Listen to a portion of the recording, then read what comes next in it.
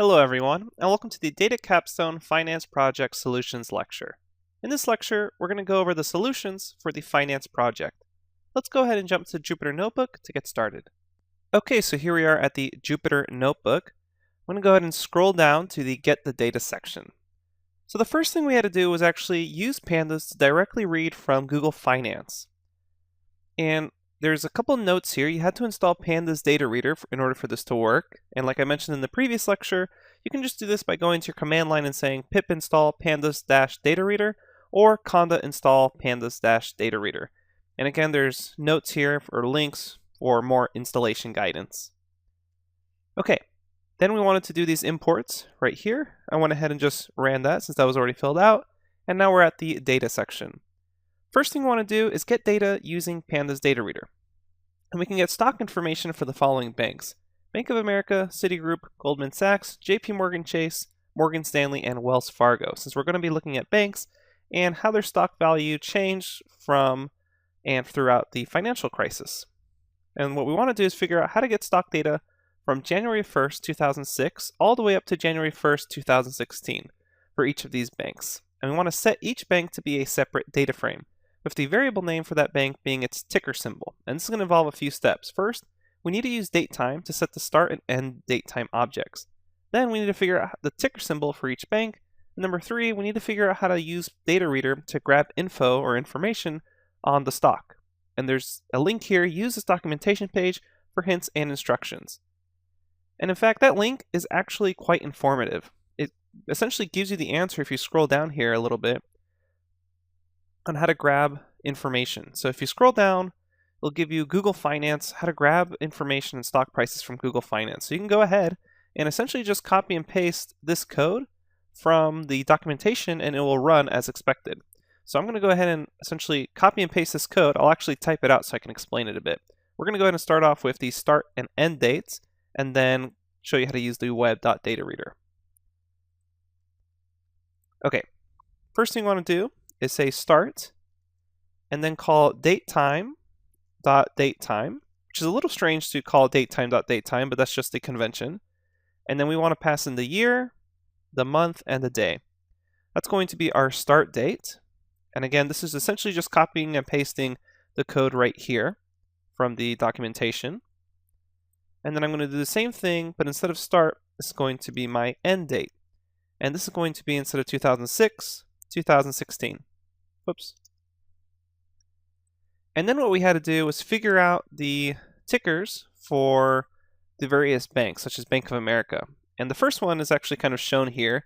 BAC equals data.data reader, BAC, Google, start, end. So let me go ahead and just show you an example of what that actually looks like. If I say BAC equals data.data reader, pass in BAC as a string,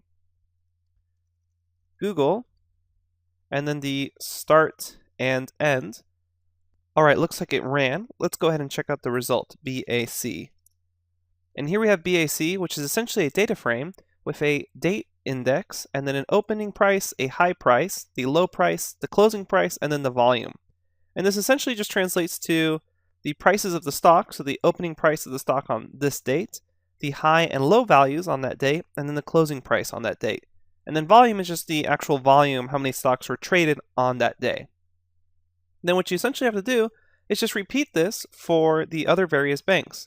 And in order to figure out the stock tickers for the other banks, you can just use a simple Google search. You just Google search the bank name, such as Citigroup, plus stock ticker, and you'd find it. All right, I'm going to go ahead and copy and paste the rest of these commands, because it's essentially just exactly what we did before. So I have Citigroup is just C, Goldman Sachs is just GS, JP Chase is JPM, Morgan Stanley is MS, and Wells Fargo is WFC. And the only arguments you pass into Data Reader are the stock ticker as a string, and here we're passing in Google, and that just means use Google Finance in order to grab the data.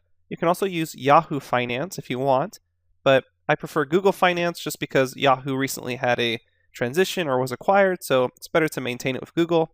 And then you can also just put in the start and end date as date time information. Let's go ahead and run this cell and see what happens. That cell, when you run it all together, it may take a while because it's grabbing all this information from the internet. So go ahead and just be patient while it runs. There we go, it's done. Now let's go ahead and see another data frame. We go ahead and check out MS for Morgan Stanley.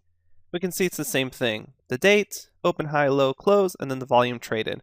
And you just go all the way down. It goes from 2006 all the way to December 31st, 2015. So New Year's Eve. Now let's go ahead and continue to the next task. I'm going to hashtag that out. Now we wanted to create a list of ticker symbols as strings in alphabetical order. Call this list tickers.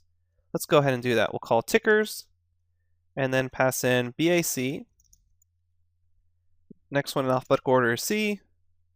Then we have GS, then JPM, then MS, and then finally WFC. And now we want to use pd.concat to concatenate the bank data frames together to a single data frame called bank_stocks. And you want to set the keys argument equal to the tickers list. Also pay attention to what axis you concatenate on. And that's just a kind of a warning there that you had to set the axis equal to 1 since we want to concatenate along the columns. Let's go ahead and do that. So I'm going to create the bank_stocks data frame. And then I'll say pd concat. I'm going to pass in a list of all the data frames I want to concatenate. So I want to concatenate the BAC data frame, the C, GS, JPM,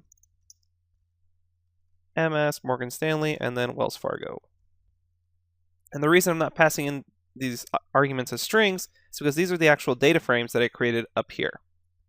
All right, so I'm passing in a list of the data frames I want to concatenate. I want to concatenate them all along the columns, which makes sense since they all share the same index. They all share the same start and end date time index. I want to do this concatenation along the columns. So I'll set axis equal to 1. And then keys argument is going to be this tickers list. And let's go ahead and see what bank stocks looks like now, just ahead of it. And we get something that looks like this. Essentially now we have a multi-level index on the columns. You have the bank stock ticker, and then the open, high, low, close, and volume, and everything shares the same date time index, which makes sense. And now what we want to do is set the column name levels, and this is actually filled out for you. So in order to do that, what we have to do is say banks_stocks.columns.names, and then we set them to these levels, the bank ticker and the stock info. So once you run that cell, and if you were to check bank_stocks again, the head of it, it looks like this. And the only difference is now that this is actually labeled. This first index level on the columns is labeled bank ticker, and then the second one is labeled stock info. Okay, moving along, it's time to do some exploratory data analysis. And before continuing, what I wanted you to do is encourage you to check out the documentation on not just multi-level indexing here, but also using the .xs. And we've actually gone over the .xs, the cross-section method, in the pandas operations lecture. So you can go ahead and review and go back to that lecture in case you want a video explanation of the .xs. But basically, this cross-section method allows you to grab stuff inside a multi-level index. And there's some examples here. I can go ahead and zoom in on them. But hopefully you come here and check out the examples. You see this data frame, and you see that they can call a cross-section of A. And you can also see that they can call cross-sections by passing in either a tuple or a list and grabbing things on the inside.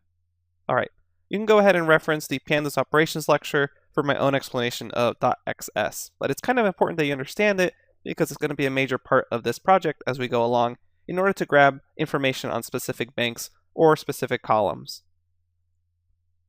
All right, our first exploratory data analysis question to answer is what is the max close price for each bank's stock throughout the time period? There's two different ways we could do this. One way is you could say something like this. For tick in tickers, remember tickers is that list of the ticker names. Say something like grab the bank stocks, grab tick, and let's just see what that looks like. If I say, for instance, let me comment these lines out and just show you what bank stocks look like as a reminder. So we have a head of bank stocks. This is a multi-level index on the top, multi-level columns. If I put in, for instance, BAC, then I get a data frame here, which means I can call close off that data frame, which gives me this. And since I want the max close price, I can call max, and it gives me something that looks like that, which means I would essentially just replace those commands. If we go back here to tick, and then I can just print this out. I can say something like print tick, comma, that. And here we have each bank stock's max close price throughout the entire time period. That's one way to do this. The better way to do this, if you want to be kind of savvy with pandas, is to use this .xs method. And what you do is you say bank stocks .xs for the cross section. You pass in the key you want to do the cross section on. In this case, I want to do it on close. I want to say it's on the columns axes since I'm doing it on the column, so I'll specify axis equal to 1. And then I also have to specify the level since it's inside, and the level is called stock info. And remember, that's why we back above here, if we scroll back up, we said stock info. So this outer level is called bank ticker, this inner level is called stock info. So we're basically asking, give me the close column for all the banks. And then what we're going to go ahead and do is just call .max off of this. And if we run this, we essentially get the exact same thing, but it's a little nicer formatted, and it was just one line of clean code here. All right, so that was the max closing price for each bank's stock throughout the entire time period. Now what we're going to go ahead and do is create a new empty data frame called returns. And this data frame will contain the returns for each bank's stock. And returns are typically defined by this equation where you have a return for some time period, and then P is the price, but essentially what it is it breaks down to the price at a time t. In this case, we're dealing with just dates. So the price at a date divided by the previous date minus 1. So essentially just the percent return. And we can go ahead and say returns. We'll make an empty data frame, pd.dataframe, and run that. So we have an empty data frame called returns. And this data frame will contain the returns for each bank's stock. And here's the equation. What we're going to do is move along and say we can use pandas pct underscore change or percent change method on the close column to create a column representing this return value. So our assignment now is to create a for loop that goes and for each bank stock ticker creates this returns column and sets it as a column in the returns data frame. Now this is definitely a little tricky, so let's go ahead and break it down. We want to create a for loop that goes for each bank stock ticker. So I want to say for tick in tickers. And then what I want to do is create a returns column. So I'll say returns, since that's my new data frame over here. I will create a new column, and the column name will, let's say, be tick concatenated with return. And it's going to be equal to the bank stocks at that tick closing price, and then we just call PCT change. And this was kind of tricky to figure out. So let's go ahead and run this. And now let's check out our returns data frame, or at least the head of it. And here we have a returns data frame. And it makes sense that our very first value has none or null because you can't get a percent return on the very first day because there's nothing in the past to compare it to. So that makes sense. And you can see here you basically get your return value. What we're going to go ahead and do now is create a pair plot using Seaborn of the returns data frame. And there's a couple questions there. What stock stands out to you, and can you figure out why? What I'm going to go ahead and do is say just sns.pairplot and call returns. Now if I just call returns, you'll notice something happens. We'll get an error. And that error, if you scroll down, you'll notice that it says max must be larger than min in range parameter. And that's basically just a callback to the issue here where you have a null. So what you're going to have to do, specify that you want everything starting at index at location 1. And now when you run that, you should be fine. Now pair plot does take a while for very large data sets, so keep that in mind as you wait for the plot. But you see something that looks like this, and the question was, what stock stands out to you? Well, if we kind of look at this, you'll notice that all these stocks look relatively normal as far as their scatter plots. Looks like there's some correlation, But one of them is kind of this weird straight line bundle, and you notice that it happens along the C return for Citigroup. And Citigroup actually had a huge stock crash. And if you go to the Wikipedia link, if you just look up Citigroup and come down here, you'll notice that in November 2008, and this actually has to do with part of the global financial crisis, that by November 2008, Citigroup was insolvent, and we'll actually see that huge crash when we actually visualize their Citigroup's stock value throughout time. But you can go ahead and kind of read about this, but this kind of has to do more with the story behind our data analysis on why this happened. And this is available at the Wikipedia page for just Citigroup as a company. All right, so hopefully you noticed that kind of strange behavior of this weird return, but that's actually due to that crash.